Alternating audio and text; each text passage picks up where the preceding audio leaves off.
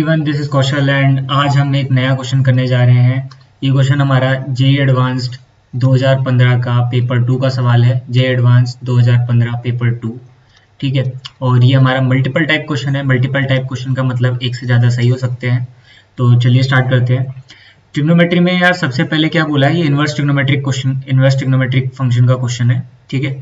आपको अल्फा की वैल्यू दे रखी है 3 साइन इनवर्स 6/11 और बीटा की वैल्यू दे रखी है 3 कॉस इनवर्स 4/9, ठीक है। आपको क्या बोला है, where the inverse trigonometric function take only principal values. आपको वैल्यूज की भी चिंता करने की कोई जरूरत नहीं है क्योंकि उसने बोल दिया सिर्फ प्रिंसिपल वैल्यूज पे डिफाइंड है। आपको बोला है करेक्ट ऑप्शन आर, जो सही ऑप्शन है वो टिक कीजिए। तो सबसे पहले यार कैसे अटेम्प्ट करेंगे, अल्फा की वैल्यू दे रखी है और बीटा की वैल्यू दे रखी है और सारे अगर ऑप्शन को ध्यान से देखें तो आपको बोला है कॉस बीटा की वैल्यू ग्रेटर देन 0 होगी, साइन बीटा की वैल्यू लेस देन 0 होगी, alpha cos alpha plus beta की वैल्यू ग्रेटर देन 0 होगी और कॉस अल्फा की वैल्यू लेस देन 0 होगी। ऐसे करके कुछ है, ठीक है। तो अगर हम दिमाग लगाएं तो एक अप्रोच ये हो सकती है कि अल्फा है और इसको नीचे ले आऊँ तो अल्फा/3 हो जाएगा और ये साइन इनवर्स 6/11 हो जाएगा। और दोनों तरफ साइन ले लूँ तो साइन अल्फा/3 की वैल्यू 6/11 आ गई और साइन अल्फा/3 की वैल्यू 6/11 आ गई। तो यहाँ से साइन अल्फा निकाल सकते हैं साइन 3 एंगल का फॉर्मूला लगा के, जो कि हमारा ये होता है, ठीक है। ये वाली अप्रोच हम एक लगा सकते हैं। देखो लगाने को तो वो भी लगाया जा सकता है, लेकिन मैं आपको बताऊंगा सबसे बेस्ट अप्रोच। बेस्ट अप्रोच वो होगी जो टाइम कम खाएगी। ये क्वेश्चन लिटरली 1 मिनट का क्वेश्चन है। ये क्वेश्चन सिर्फ 1 मिनट का है, 1 मिनट से ज़्यादा इसमें लगेगा ही नहीं। कैसे, बस आपको ऐसे सोचना है। देखिए चलिए स्टार्ट करते हैं, मैं आपको बताता हूँ, ठीक है। इस वाली अप्रोच से आप ट्राई कर सकते हैं, इस वाली अप्रोच से भी आंसर आ जाएगा, लेकिन मैं इससे करने वाला नहीं हूँ। सबसे पहले ऐसे देखो यार, ये 6/11 लिखा है। अगर ये 6/12 लिखा होता तो ये कट के 1/2 आ जाता और साइन इनवर्स के अंदर 1/2 आ जाता। तो इसकी वैल्यू हमें पता है ना, क्योंकि ये तो स्टैंडर्ड एंगल है। साइन इनवर्स 1/2 का क्या होता है, π/6 होता है, अगर आपने पढ़ा है। तो 6/11 तो हमें पता नहीं।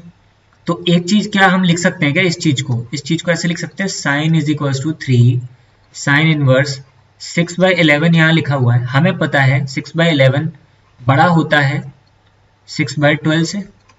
6/11 बड़ा होता है ना, 6/12 से बड़ा होता है। तो भाई, और साइन इनवर्स हमारा इंक्रीजिंग फंक्शन है, तो 3 साइन इनवर्स 6/11 बड़ा होगा ना 3 साइन इनवर्स 6/12 से।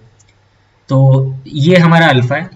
तो ऐसा लिख सकते हैं अल्फा ग्रेटर देन 3 और साइन इनवर्स 6/12 तो कट के क्या हो गया, साइन इनवर्स 1/2 हो गया।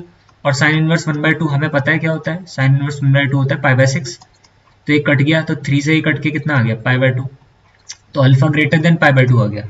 अल्फा की एक्चुअल वैल्यू नहीं पता, लेकिन हमें ये पता चल गया कि अल्फा जो एंगल है वो π/2 से बड़ा है, ठीक है। सेम चीज बीटा में अप्लाई करूंगा। बीटा में कैसे अप्लाई करने की बात कर रहा हूं मैं, बीटा में ऐसे अप्लाई करूंगा कि भाई मैंने ध्यान से देखा यहाँ पर क्या है, 4/9 है, बिल्कुल इसके पास वाला एंगल ढूंढो। अगर ये 4/8 होता तो ये कट जाता, 1/2 हो जाता। सेम वैसे ही करूंगा। बीटा दे रखा है 3 कॉस इनवर्स 4/9। अब हमें पता है कॉस एक डिक्रीजिंग फंक्शन होता है, कॉस इनवर्स एक डिक्रीजिंग फंक्शन होता है।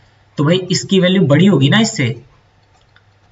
4/9 बड़ा है या 4/8 बड़ा है, तो आप बोलोगे 4/9 बड़ा है, 4/8 बड़ा है, सॉरी 4/8 बड़ा है, ठीक है। तो आप यहाँ पर सॉल्व करना, तो सॉल्व करोगे तो ये वैल्यू बड़ी आएगी, ये वैल्यू छोटी आएगी। छोटी आएगी तो फंक्शन ये वाला बड़ा हो जाएगा, ये वाला छोटा हो जाएगा, ठीक है। ये डिक्रीजिंग फंक्शन होता है अगर आपको ग्राफ पता हो तो। तो मैं यहाँ से भी लिख देता हूँ बीटा ग्रेटर देन, इस चीज को तो मैंने बीटा मान लिया, ग्रेटर देन 3 और ये कट जाएगा तो कॉस इनवर्स 1/2 हो जाएगा, 4 से 8 कट गया, है ना। और कॉस इनवर्स 1/2, कॉस की वैल्यू 1/2 कब होती है, कॉस की वैल्यू 1/2 होती है π/3 पे, है ना।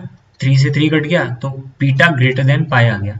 तो यहाँ से बीटा के बारे में भी एक इन्फॉर्मेशन मिल चुकी है कि बीटा जो है वो पाई से बड़ा है और अल्फा जो है वो π/2 से बड़ा एंगल है। अब एक चीज सोचा जाए, अगर π/2 से बड़ा है और क्वाड्रेंट वाइज बात की जाए तो इसका मतलब क्या है, इसका मतलब है कि ये आ गया सेकंड क्वाड्रेंट से आगे।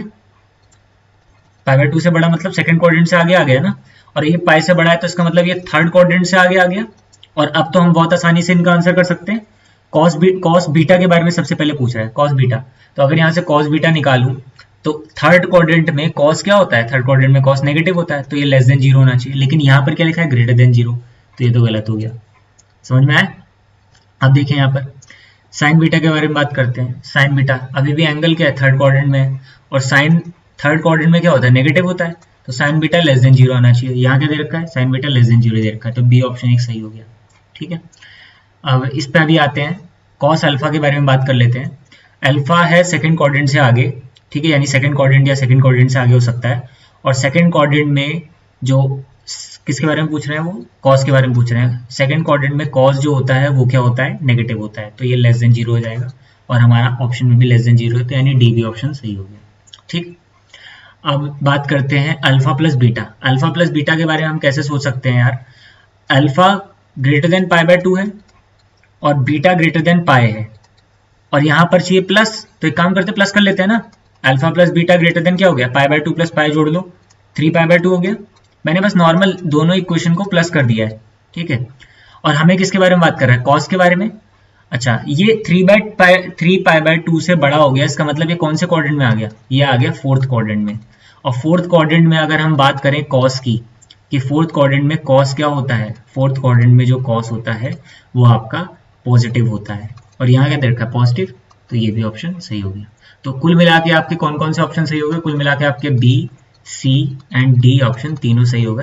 ये आसान सा क्वेश्चन है, मैंने आपको समझाया तो इतना टाइम लगा, लेकिन अगर आप सोचेंगे ऐसे तो आपको लिटरली 1 से 2 मिनट लगेंगे। ये एडवांस का क्वेश्चन है, लेकिन दिमाग लगाने वाला है, कि आप दिमाग लगा लो तो 1 मिनट में हो जाएगा। ठीक है, ऐसे ही और क्वेश्चन करते रहेंगे। Till then keep learning and bye bye.